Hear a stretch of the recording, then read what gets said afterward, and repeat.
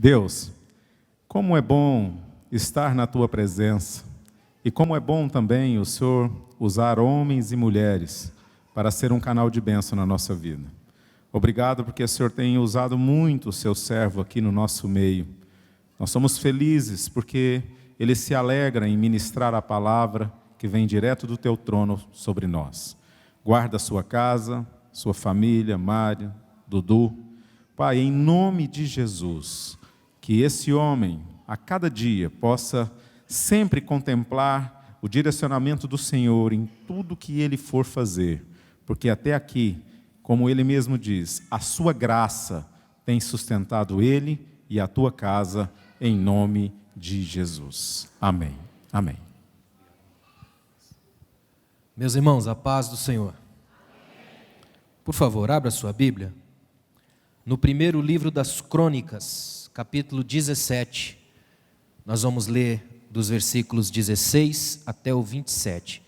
Primeiro livro das Crônicas, capítulo 17, a partir do versículo 16.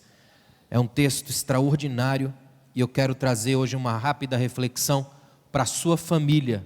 Amém? É para a gente fechar esse final de semana todo voltado para a família, como nós fizemos aqui na conferência para casais. Então eu quero aqui hoje, à luz desse texto, extrair algumas dimensões de uma família que anda com Deus. Andar com Deus não é fácil, mas é o chamado para toda a família. Amém? Primeiro livro das Crônicas, capítulo 17, a partir do versículo 16. Para você entender bem o que nós vamos ler aqui, o rei Davi, a arca tinha se perdido, Davi encontrou a arca, trouxe a arca de volta para Jerusalém. Num dado momento, Davi está em casa um dia, e de repente ele para e faz um raciocínio difícil até para ele, mas ele diz assim: eu tenho um palácio para morar e Deus está em tendas, numa arca. Então ele chama Natã e diz: olha, eu estou querendo aí construir uma casa para Deus. Aí Deus avisa para o profeta Natã: fala para Davi que não é ele quem constrói uma casa para mim. Eu mando em tudo e tudo é meu. Mas eu vou dizer para Davi o que eu vou fazer. Não é o que ele quer, é o que eu quero. Eu quero construir um templo não apenas pelas mãos dele, mas na dinastia dele, na história dele. Dentre os filhos de Davi eu vou separar um. Vou amá-lo, transformá-lo no rei mais famoso de Israel. E ele vai construir uma casa para mim.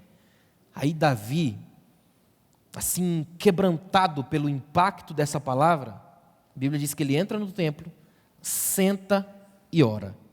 E eu louvo a Deus do cronista ter escrito essa oração que Davi fez, porque desde o dia que eu li isso aqui ficou oração da minha família. Dá uma olhada na oração de Davi.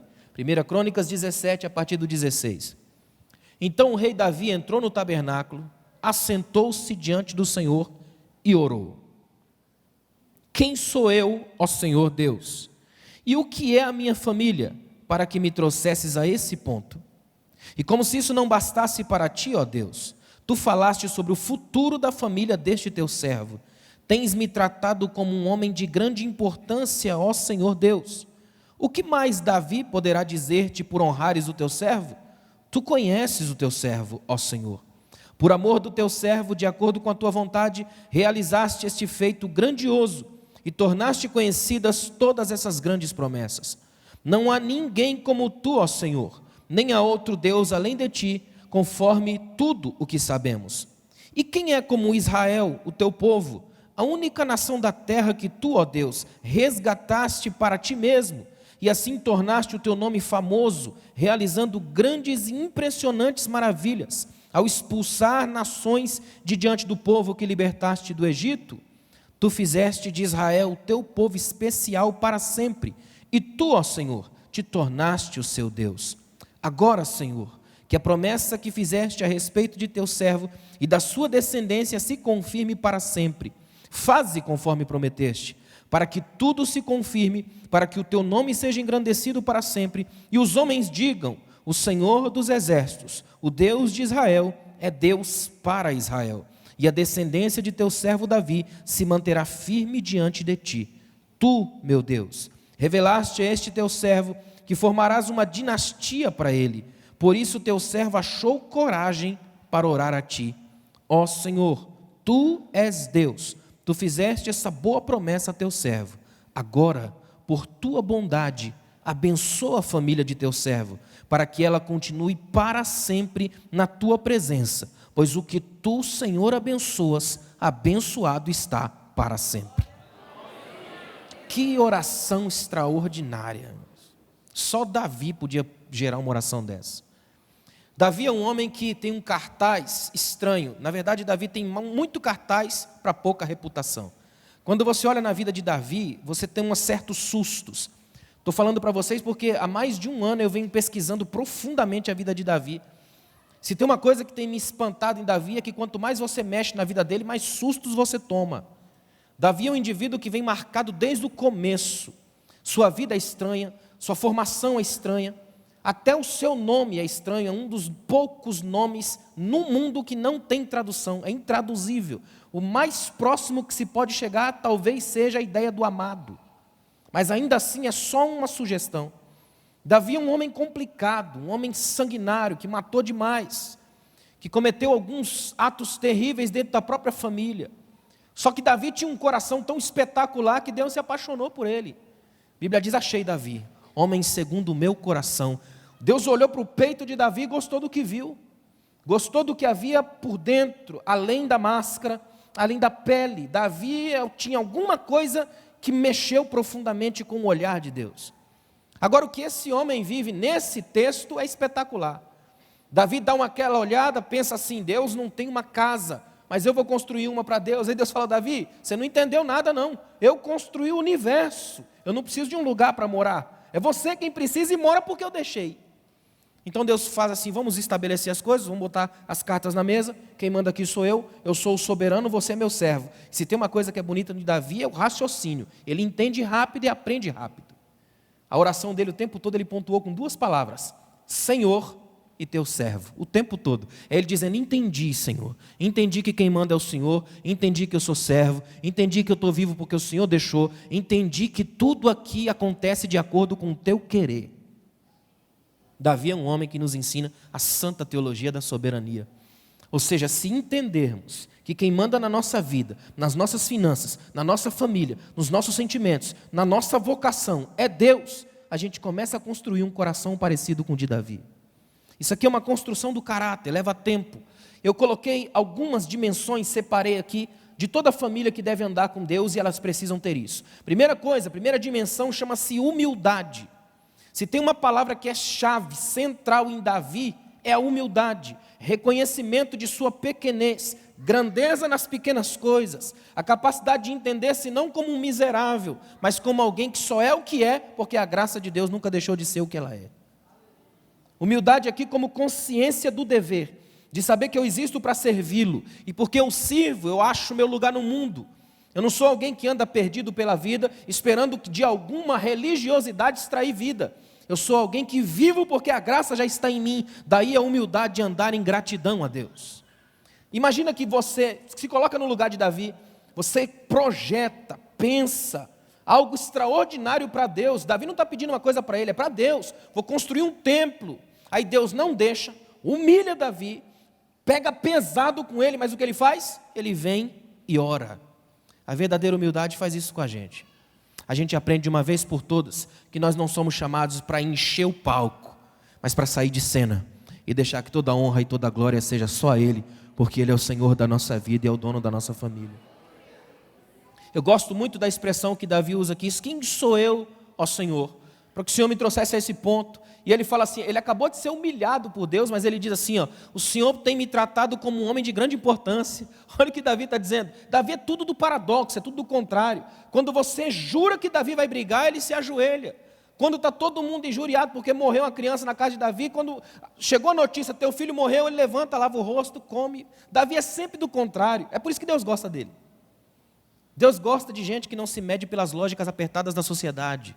Deus gosta de gente que não se mede pelas lógicas impostas pela cultura.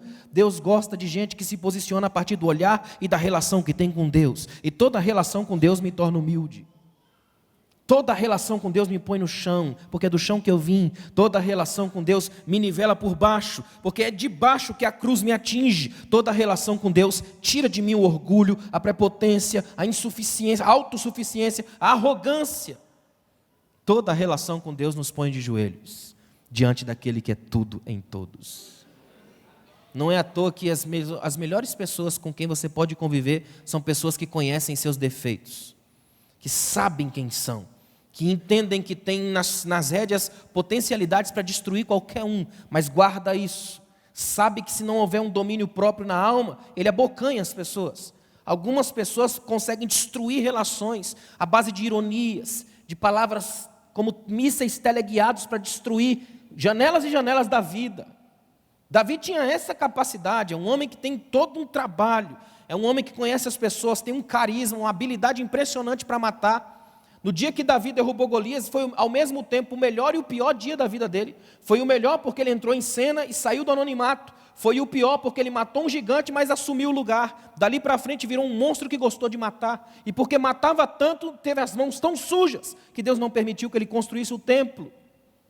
Davi tinha tudo para terminar como uma nota de rodapé na história, mas terminou como um homem segundo o coração de Deus. Por quê? Porque a humildade foi o foco da sua vida. E Deus sempre dá a sua graça aos humildes e abate os exaltados. Deus se move pela simplicidade. Deus gosta de gente pequena o suficiente para clamar por sua graça e permitir que só a mão dele esteja sobre a sua casa e sobre a sua família. A melhor coisa que existe é o cuidado de Deus. A coisa mais difícil que tem é assumir dependência com Deus. Eu estava em Israel, estava conversando com o pastor Russell Shedd. Na época eu trabalhava na Transmundial como um dos pessoal do grupo de teologia da Transmundial, e nós fomos para Israel, eu, Dr. Shedd, Tami Neves e o Saião. E a gente estava andando nas ruas de Jerusalém no final da tarde, e eu conversando com o Dr. Shedd, eu falei para ele: o senhor já tem tantos anos de ministério, tanto tempo, se o senhor pudesse me dar um conselho, eu estou começando agora, qual seria o conselho que o senhor me daria? Ele ficou um tempão em silêncio, e eu gosto de gente que fala muito sem falar demais. Ele ficou um tempão em silêncio. Aí ele botou a mão na minha perna assim e falou: dependa só de Deus. Só isso. Tudo isso. Como é difícil depender só de Deus. Nós vivemos numa espécie de mendicância espiritual, com um pratinho passando para todo mundo. Como é difícil depender só de Deus. A nossa tentação é acreditar que os poderes humanos fortalecem as coisas. A nossa tentação é acreditar que governos, instituições conseguem modular as coisas. Dependamos só de Deus. A soberania dele é quem sustenta o mundo, o universo e a nossa vida. Quando isso acontece, a verdadeira humildade vem à tona. O grande problema com a humildade são os disfarces dela. Já ouviu falar de gente que tem orgulho da própria humildade? Não tem? Eu tenho orgulho da minha humildade. Se eu achar alguém mais humilde do que eu, mato, né? Gente simples o suficiente. Esse tipo de humildade é perigosa, porque é uma humildade de máscaras, fantasias, é apenas jeito interesseiro de se aproximar de alguém. É a humildade do falso pobre, extremamente perigosa, malandragem do caráter. Davi não tinha nada disso. O que mais me encanta em Davi é a capacidade incrível que ele tem de entender seu momento histórico. A Bíblia diz que Samuel foi na casa de Davi, na presença dos seus irmãos, e ungiu ele pastor. Ungiu ele rei de Israel, mais ainda. E sabe o que acontece? Ele volta para o campo, normal. Davi não sai dali, de cabeça erguida, vai lá e fala para Saul: sai daí, endemoniado, que o trono é meu, Deus acabou de me ungir lá, e meus irmãos estão de prova. Nada disso, ele fica lá. O tempo vai passando e se encarregando de colocar as coisas no lugar. Se tem uma área da humildade difícil na família, é entender os tempos e as épocas de Deus. Nem todo dia Deus fala, nem todo dia tem milagre. Vai ter dia que Deus se fecha, se esconde em algum lugar do universo que ninguém sabe onde é. Aliás, é difícil saber onde é que Deus vai. Numa das perguntas que Deus faz para Jó no capítulo 38, tem uma que eu gosto muito. Olha o que Deus perguntou para Jó: ô Jó, você sabe aonde que nasce a luz? Imagina. Dá para ter uma noção disso? Você sabe onde é que nasce a luz? Ou seja, se você não tem nem ideia de onde é que a luz aparece, quanto mais de onde é que ela nasce.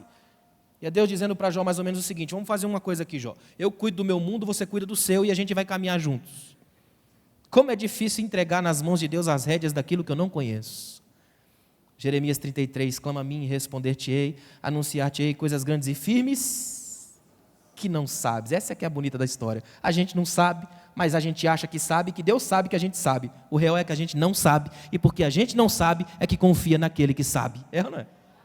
Ainda bem que o Deus da humildade sabe todas as coisas, e porque Ele sabe de todas as coisas, nós estamos aqui hoje e vivos. Essa oração faz parte da nossa oração, de poder dizer para Deus assim: Senhor, eu sou o teu servo e o Senhor tem me tratado com grande dignidade. Segunda dimensão que eu quero pensar com você hoje, que toda família que anda com Deus tem que ter, está nesse texto aqui, a dimensão da adoração. O que mais impressiona nesse texto é que Davi vem de um processo de humilhação, absorve essa humildade, e o que ele gera? Adoração.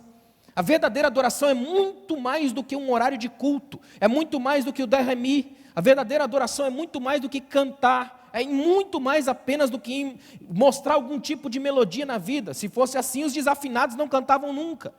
Ou seja, no peito dos desafinados também nasce a adoração, é ou não é? Adoração aqui é um outro nível, coisa muito mais profunda. É Davi entender que nos processos da vida, nas coisas que a gente não controla, nas orações que a gente não gostaria de fazer, naquilo que Deus não permite, ainda assim eu posso adorá-lo. Adoração aqui tem um sentimento, tem um sentido de prostração, de chegar diante de Deus e dizer: Senhor, como eu não sei nem para onde o Senhor, nem de onde o Senhor vem, nem para onde o Senhor vai, então o melhor que eu faço é me entregar inteiramente a Ti. Não é à toa que é Davi o autor do Salmo 139, Senhor, Tu me sondas, Tu me conheces, vê se tem em mim caminho mal, antes da palavra chegar na minha boca, o Senhor conhece ela inteira, ou seja, o Senhor sabe a palavra, a intenção e para quem ela vai ser dita, inteira, tudo o Senhor sabe. Quando eu me assento, quando me levanto, o Senhor conhece a esquerda, a direita. Se eu pegar minha cama, colocar no mar, o Senhor vai estar. Se eu for nas estrelas, o Senhor vai estar. Não dá para fugir do Senhor, então eu caio para dentro. Dentro do Senhor é o Senhor quem me acha, e porque o Senhor me acha, eu só Te adoro, com a vida e com tudo que eu sou. É difícil demais adorar a Deus com os piores momentos da nossa vida. Você já notou que geralmente a gente tem motivos imensos de adoração quando tudo está lindo, quando o culto é bonito, quando a igreja é tremenda, quando... É ou não é? Nesses momentos a gente nem precisa, por si só já são sugestionáveis, flui a adoração. O problema são as adorações à lá Paulo e Silas, atrás das grades, e que ainda gera coisa pior, terremoto. É ou não é? Você já notou isso? A adoração piorou a coisa ali, terremoto, a iminência da morte do cara. Se não é Paulo pregar ali, o rapaz se suicidava, imagina. Às vezes a sua adoração gera destroços. Já parou para pensar nisso? Você seria capaz hoje de adorar a Deus pelas coisas que Ele não te deu? Você não vai construir o templo, Davi. Ainda assim me adora? Eu te adoro, Senhor. Porque Senhor é o meu Senhor. Olha a lógica de Davi. Davi, você não vai construir o templo, é capaz de me adorar? Eu te adoro. Por quê? Porque eu faço parte de Israel, a única nação da terra que o Senhor escolheu para si, que o Senhor tirou do Egito. Sabe o que Davi está dizendo? Eu tenho memória histórica, Senhor. Se o Senhor não me der nada daqui para frente, eu ainda estou em dívida pelo que o Senhor já fez. Então eu estou aqui hoje para te adorar pelo que o Senhor já fez. Te adoro se o Senhor fizer, se não fizer, e te adoro se eu vou estar vivo amanhã ou não estar. O interesse é que eu estou nas tuas mãos, e é por isso que eu te adoro. Não pelo que o Senhor dá, mas pelo que eu sou em ti. Adoração com memória histórica. Adoração porque eu tenho história. Adoração porque eu tenho base. Adoração porque eu não surgi do nada. Adoração porque eu convivo entre irmãos. O que me encanta em Davi é que a oração dele tem um senso comunitário. E tudo na Bíblia tem a ver com comunidade. É impressionante isso. Até Deus é uma santa comunidade, trindade, uma unidade de ser numa pluralidade de pessoas. E ele vem nessa pegada aqui, ele ora pela nação, por Israel, pela sua descendência, pela história dele. Ele não ora sozinho, sabe por quê? Não existe espiritualidade no isolamento da vida. Eu não posso ser um cristão que abocanha e absorve, crente de absorção, mar morto existencial. Aqui na igreja é ambiente de comunidade. A melhor adoração é aquela que flui no contato entre os irmãos, no abraço com os amigos, na absorção das diferenças para que elas sejam transformadas em vida. É para isso que existe o culto. Aqui é 1% do cristianismo, os 99% é lá fora. Aqui é só para você chegar, poder olhar para esse irmão do seu lado e agradecer a Deus, porque não é só você que está vivo, a vida tem fluído sobre outras pessoas. É você poder adorar a Deus e saber que esse monte de gente que está aqui hoje, veio de casa e veio até aqui, guardados por Deus. Olha quantos milagres nós temos aqui. Daqui de cima eu consigo enxergar milagre sobre milagre. Quer ver? Só para você ter uma noção, a igreja ainda é uma sociedade, o único lugar na sociedade onde não importa a idade, não importa o tamanho, não importa a cor, qualquer um chega, senta, ora, adora, canta os mesmos hinos, ouve a mesma palavra do mesmo pregador e vai para o mesmo céu por causa do mesmo Pai, que é o mesmo Deus. Crianças nos colos das suas mães, velhos, velhas, pessoas que estão aqui, indo e vindo, no mesmo movimento, na mesma adoração. Gente que está aqui, às vezes, com uma doença, com angústia, com uma série de coisas, gente que está aqui festejando, celebrando, aí vem uma única palavra e fala com todo mundo, e vai todo mundo feliz para casa. É um milagre isso aqui, ó. Se Deus tirasse a graça de nós, eu duvido que a gente conseguiria chegar ao final do culto. Porque é natural do processo de humanas, as angústias, relações humanas são perigosas. Não é à toa que onde há uma massa humana, sem nenhum controle, sempre há destroços. É gente que morre pisoteada, é problema, é guerra. Tirou a graça, não sobra nada. O que Davi está orando aqui, a gente está lendo, é profundo demais. Ele está dizendo assim: Deus, o Senhor olhou daí do céu e enxergou uma nação pequena, Israel. E nessa nação o Senhor escolheu um homem pequeno, eu, no meio da minha família, o único de cabelo ruivo, vermelho, a cor da terra, que lembra o pecado de Adão. O Senhor olhou para esse rapaz e olhou além de mim, olhou na minha descendência. Ou seja, Ele está dizendo: Deus, eu não sei o que foi que o Senhor viu, mas o teu olhar foi lá no meio do nada e me viu. E aí eu posso adorar. Ou seja, aqui hoje, não tem ninguém que não tenha pelo menos um motivo para gerar adoração. Ninguém aqui hoje que não tenha um motivo sequer para gerar adoração. Se você está vivo, então você tem que gerar adoração. Você está aqui hoje salvo dentro do templo, num domingo à noite, precisa gerar adoração a Deus. Deu para entender? Interessante que tudo isso é linkado. Ninguém adora se não for humilde. O principal processo da adoração nasce da humildade. Primeiro porque se eu quero adorar a Deus, implica sair do lugar da adoração. Não dá para ter uma adoração de rivais. Eu não posso ser um ídolo. Então eu tenho que sair de cena para poder adorá-lo. Isso já é humildade. Eu quebro os meus padrões. Eu saio do foco. Egocentrismo não funciona nessa relação. Se eu quero adorar a Deus, tenho que assumir que eu não sou Deus. Isso para o ser humano de hoje é terrível. Nós vivemos numa geração que nos educa, numa sociedade que nos educa para sermos o centro da atenção o tempo todo. Você é focado o tempo todo para ser o máximo, o cara, o alvo, acima de todas as coisas, o tempo todo. Aí vem a adoração e desmonta tudo isso. Primeiro porque se você ora já indica que precisa, e a necessidade te leva para o chão, e é do chão que você lembra do cheiro do pó, e começa a agradecer a Deus que ainda se lembra de você, porque Ele te fez e te conhece. Adorar não é fácil, irmãos. Cantar até é, mas adorar não. Vai além do cantar, vai além do conversar, vai além do estar no culto. Adoração que se leva para a família, que se transforma numa dimensão da minha casa e que faz a minha dinastia, a minha descendência também ter sede por adorar. É entender que a minha história tem que ser escrita com as tintas da adoração.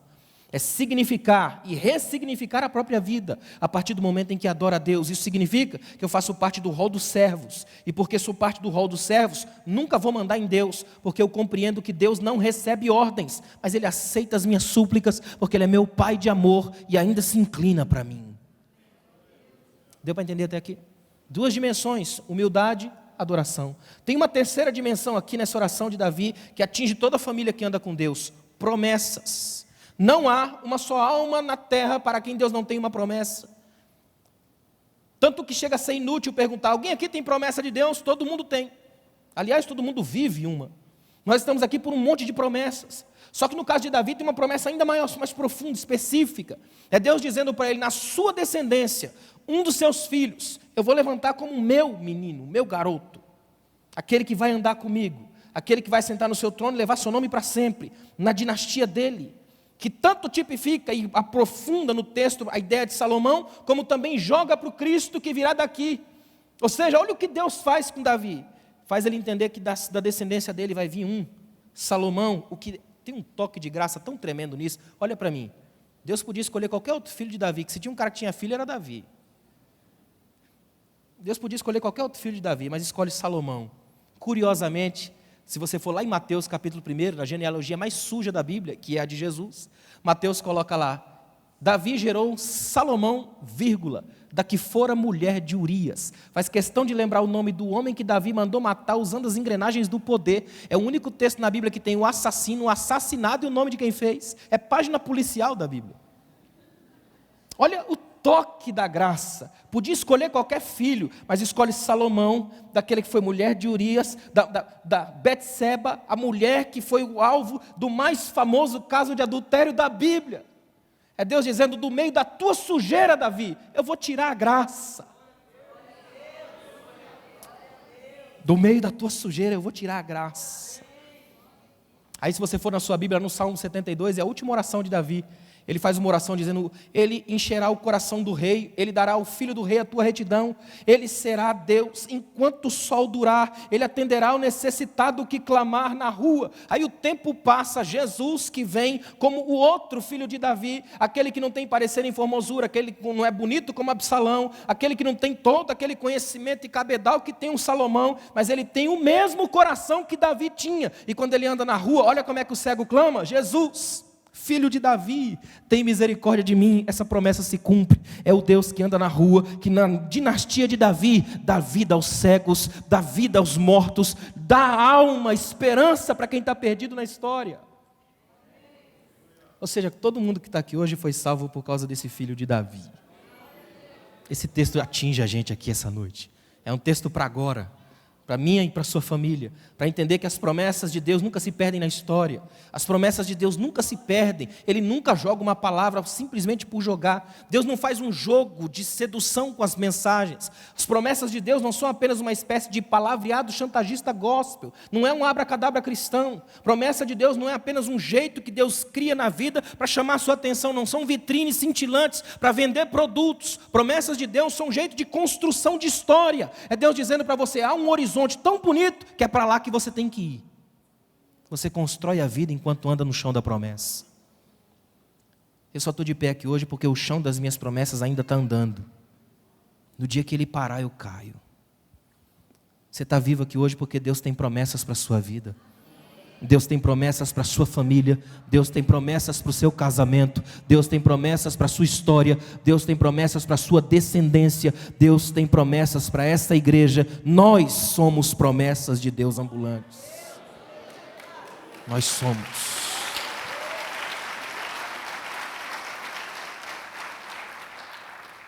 No versículo 25, Davi diz uma frase que eu acho tremenda, diz, agora eu achei coragem para orar a ti. Eu gosto demais dessa expressão de Davi. Ele dizendo, Deus, eu bambiei aqui, eu perdi o chão aqui. O Senhor falou que não é comigo o negócio, eu queria só construir uma casa para o Senhor, eu fiz coisa de crente, eu queria fazer um templo para o Senhor. O Senhor não deixou, fiquei com medo, Deus. Aí quando o Senhor começou a falar da minha família, começou a amenizar meu coração, achei coragem para orar a ti. Qual foi a última vez que você orou com coragem? Que você sentiu que não era nem digno de chegar perto de Deus?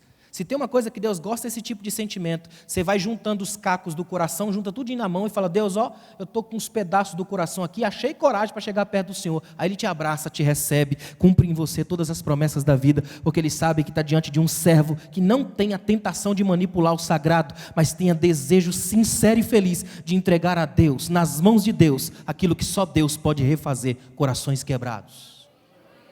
Ele é especialista em reconstrução de corações. Davi está aqui nesse momento, num nível tão profundo, e o incrível é que uma coisa linka com a outra, por causa da humildade de Davi, gera nele adoração, e a adoração traz à tona as promessas que Deus fez, até chegar no último. Sabe qual é a última dimensão que eu quero falar para você aqui hoje? Que toda família que anda com Deus tem? Confiança. Olha o final da oração de Davi, por tua bondade abençoa a família do teu servo, porque aquilo que o Senhor abençoa, abençoado está para sempre. Olha o que Davi está dizendo, eu não preciso nem de confirmação mais, se o Senhor abençoar, eu creio e estou abençoado o resto da vida, porque eu confio em Ti e a Tua palavra para mim é o que interessa. Um dos grandes problemas da nossa igreja hoje, enquanto gente, enquanto igreja brasileira, é a nossa tentação em ficar o tempo todo desconfiando de Deus. Existe uma espécie de desconfiômetro gospel. Você já percebeu quanto a gente fica assim meio preocupado com, né? Interessante que a gente, às vezes, observo, na nossa teologia existem algumas coisas perigosas nas igrejas. Tem gente que ele dá mais poder ao diabo do que a Deus. Não é verdade? Por exemplo, ele pensa lá assim, apareceu aí um resquício demoníaco na minha casa, pronto. Eu já tenho que fazer 215 dias de campanha. Eu tenho que quase quebrar o recorde de Jesus, 45 dias de jejum, que é para eu me fortalecer, porque senão esse diabinho aqui entra e pronto. Irmão, o inimigo já está derrotado há muito tempo. Ele já está derrotado, destruído, envergonhado, perdido. Se tem um Deus que é Deus sobre todas as coisas, é o seu Deus, e Ele é Senhor de todas as coisas, e é nele que você deve confiar. Sua confiança precisa estar em Deus. Não é nas suas finanças. Sua confiança não deve estar no seu dinheiro. Sua confiança não deve estar no coração das pessoas ao seu redor. Sua confiança não deve estar na igreja. Sua confiança não deve estar nas instituições. A sua confiança deve estar em Deus, porque Ele não muda. Hebreus 13:8, Jesus Cristo é o mesmo, ontem, hoje e eternamente. Irmãos, se tem uma coisa que me encanta é saber que Jesus é o mesmo. Porque quando eu sei que Jesus é o mesmo, eu vou lá para o Novo Testamento, no comecinho, para saber quem Ele é. E Ele é extraordinário. Ele é um Deus humano, que conversa com a gente, que vai na rua, que anda com as pessoas, que dorme no barco, que para de pregar para segurar a criança no colo, que conversa com as mulheres, que honra as mulheres, que está perto dos aflitos, perto dos decepcionados, que vai jantar na casa dos homens que ninguém quer, que toca em leproso antes de curar, que cospe no chão, faz lodo, passa no olho do cego e sara a vista do cego. Esse Jesus ainda é o mesmo. Então Ele ainda vai na minha casa, Ele ainda anda comigo, ainda dorme no meu barco, ainda levanta quando eu chamo, ainda cura a cegueira da minha alma e ainda tira a lepra do meu coração. Ele é o mesmo. Ontem, hoje e eternamente. Ele é o mesmo. Nada é capaz de mudá-lo. O que é mais bonito dessa oração é se você inverter tudo. Se você inverter tudo, você vai entender que Davi ora porque confia em Deus. Porque ele confia em Deus, ele relembra as promessas que ele tem. E por causa das promessas que ele tem, ele adora profundamente. É o maior salmista de todos os tempos. E faz tudo isso porque é humilde. Indo ou voltando nessa estrada, você encontra Davi. É o homem que faz todo esse movimento. Os rabinos contam uma história que eu acho tão bonita. Eles contam que um dia, o mestre estava passando debaixo de uma árvore e viu quando uma folhinha se desprendeu da árvore e caiu. Isso para nós brasileiros não faz a menor diferença, porque aqui no Ocidente acontece tudo, mas nada faz sentido. Já lá no Oriente não acontece nada, mas o que acontece faz sentido. É ou não é? Então caiu a folhinha. O mestre olha para a folhinha e diz assim: por que você caiu? Porque olha o que você produziu. Quando você caiu, se desprendeu do conteúdo da árvore, gerou uma espécie de suicídio ecológico. Vai morrer sozinha, pisada pelos pés dos homens. Você quebrou a comunhão da árvore. Você saiu da completude. O que você fez aí é gerar morte para si mesmo. Em pouco tempo você vai secar, não tem mais seiva para beber, está morta. Aí a folha responde: a culpa não é minha não, foi o galho que balançou forte demais, eu não pude suportar, a lei da gravidade foi mais forte, eu caí. Então ele se levanta, olha para o galho e diz: o que é isso? Para que balançar com tanta violência? Olha o que você desencadeou, atos têm consequência. Você balançou tão forte, de modo que desprendeu a folhinha da comunhão da árvore, quebrou a comunhão e a completude, e ela está lá embaixo, sozinha, vai morrer em pouco tempo, e a culpa é sua. O galho diz: a culpa não é minha não, o vento soprou mais forte hoje do que de costume, daí eu balancei, porque foi natural, então ela se desprendeu e caiu. Aí ele levanta nas pontas dos pés: ô vento, o melhor do vento é a brisa, ninguém nunca te falou isso não?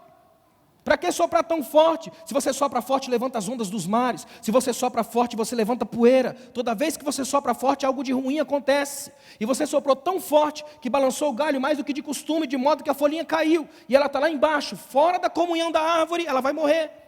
A culpa é sua. O vento diz: a culpa não é minha não. Foi o anjo do Senhor que ordenou que eu soprasse mais forte do que de costume, balançando o galho para a folhinha cair. Então ele vai lá no anjo e diz: anjo, me explica, o céu é lugar de paz, relaxa, está nervoso? Olha o que você fez, você deu uma ordem tão forte, de modo que o vento soou mais forte do que de costume, balançou o galho, a folhinha caiu, e a minha preocupação é com ela. Geralmente a gente tem essas preocupações tão hipócritas de achar que a gente domina e conhece alguma coisa do sagrado, né? Aí olha que incrível, ele diz assim: olha lá, ela está lá embaixo, ela vai morrer em pouco tempo, e a culpa é sua. Aí o anjo diz: a culpa não é minha não, porque aqui no céu ninguém faz o que quer, aqui nós estamos debaixo da ordem do soberano. Foi o Senhor quem me deu a ordem, que mandasse o vento soprar bem forte, balançando o galho para a folhinha cair. Aí ele vai lá em Deus. Até hoje, essas são as grandes orações. Elas nascem na insignificância do chão, mas nos levam até Deus, que põe significado em todas as coisas. Quando ele chega em Deus, ele pergunta: Deus, eu queria entender, por que o Senhor deu uma ordem, de modo que o anjo gritasse ao vento, e o vento com violência soprasse, balançasse o galho mais do que de costume, de modo que aquela folhinha se soltou e ela está lá embaixo. Eu estou preocupado com a folhinha. Ela saiu da comunhão da árvore, ela vai morrer em pouco tempo. Aí Deus olha para ele e diz assim: vou te fazer só uma pergunta. Pois não, Senhor, pergunta. E aí Deus pergunta para ele: você se lembra de que eu sou o Criador da sombra? Ele falou: lembro. Deus disse: não, você não lembra, porque nas coisas que você pode criar para você, você nem lembra que eu existo. É ou não é? Você não depende de mim nessas áreas. Quando chove, você abre guarda-chuva. Quando está sol, você entra debaixo de uma marquise, de uma árvore. Você nunca orou para mim pedindo essas coisas. Você ora para mim pedindo o impossível, cobrando pressa quando o câncer se estabelece na sua família. Você ora para mim quando você percebe que alguma coisa de ruim vai acontecer no seu bairro. Você me expulsa o ano inteiro, mas quando a coisa pega, você lembra que eu estou aqui. Aí Deus olha para ele e diz: mas eu vou te mostrar o que é que aconteceu. Você não sabia, mas lá naquele galho tinha uma minhoquinha, que porque ela conseguiu chegar no galho, estava longe da terra, então ela orou a mim, o Deus da criação, e Davi sabia muito bem disso. A maioria dos salmos de Davi tem a ver com a criação. Ela orou a mim, dizendo: Senhor, eu pequei, subi onde não deveria, a minha ambição me tirou do solo, eu vou morrer em pouco tempo, porque o sol está queimando minha pele, me ajuda a voltar para o meu chão, porque lá eu tenho os nutrientes para viver. Aí olha o caminho: eu mandei um anjo rogar ao vento, que soprasse bem forte, balançando o galho, para ela cair, e a folhinha descer, para ajudar no acelerado processo do calor da sua pele voltar ao normal. Agora ela está lá embaixo, tranquila, porque eu sou o Deus que cuida da criação, nos detalhes que você não controla, não vê e não sabe que existe. Você só está aqui hoje porque alguns dos detalhes que você nem nota, Deus vem cuidando da sua vida. É por isso que você está aqui hoje e pode adorar a Deus pelo que Ele é, porque Ele tem cuidado de você, tem cuidado da sua família, tem cuidado dos seus sonhos, tem cuidado da sua história, tem cuidado do seu pai, tem cuidado da sua mãe. Ele cuida da gente naquilo que a gente não nota. Interessante é que a gente tem sempre aquela sensação de que é a gente que faz.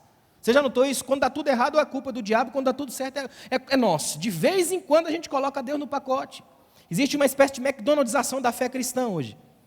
Você monta um pacotão sagrado, você já viu? Eu quero aqui 2 quilos de bênção, 5 quilos de vitória, mais uns 3 quilos de prosperidade.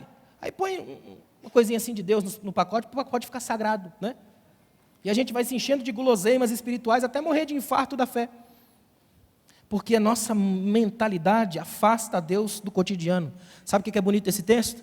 Não é nada especial, não tem festa.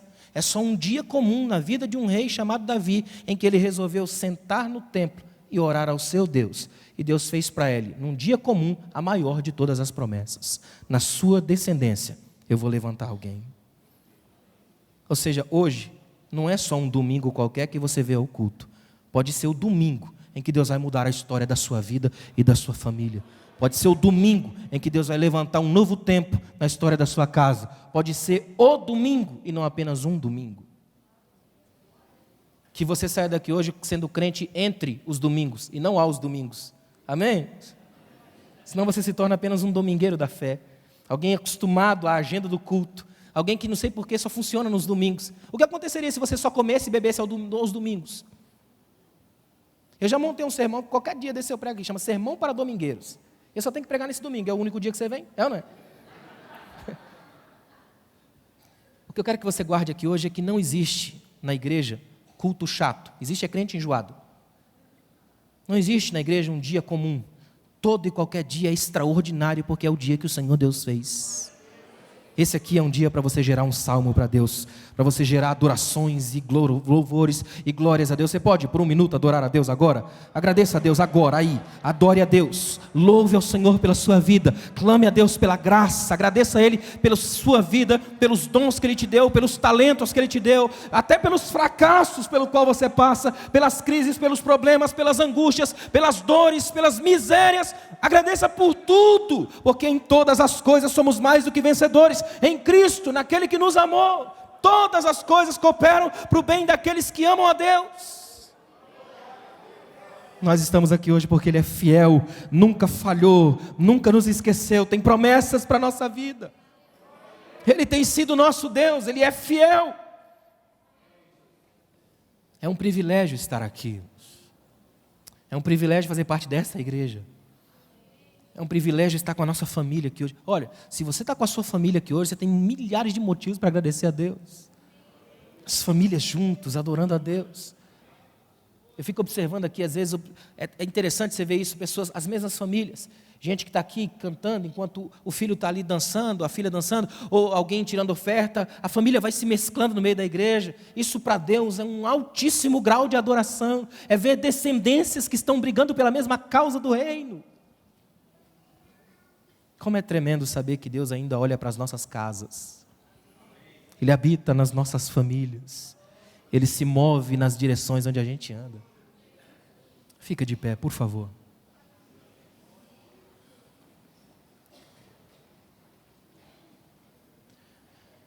Davi é um homem que ele consegue gerar salmos para Deus nos lugares mais inacreditáveis.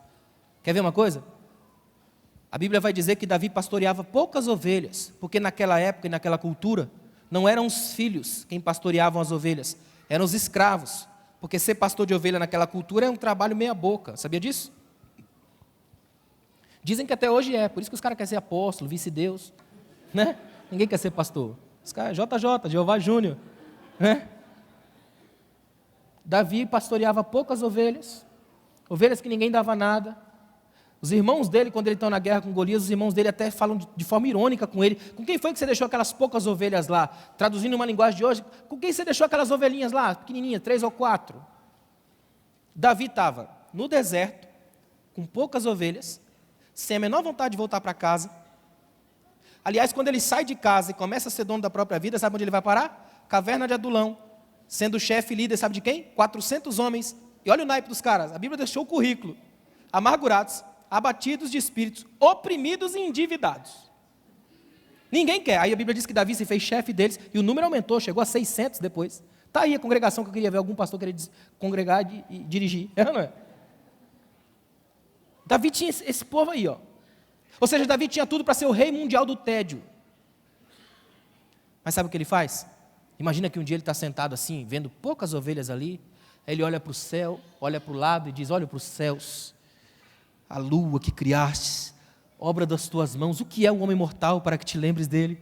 Aí Davi vai lá e diz assim, ó, o Senhor é o meu pastor, nada me faltará, é o Senhor quem me unge, quem me guia, quem me leva, quem prepara uma mesa perante mim. Irmãos, a imaginação de Davi é lotada de Deus, por isso que ele venceu Golias, porque Golias reinou na imaginação dos soldados e do rei de Israel, mas na de Davi não.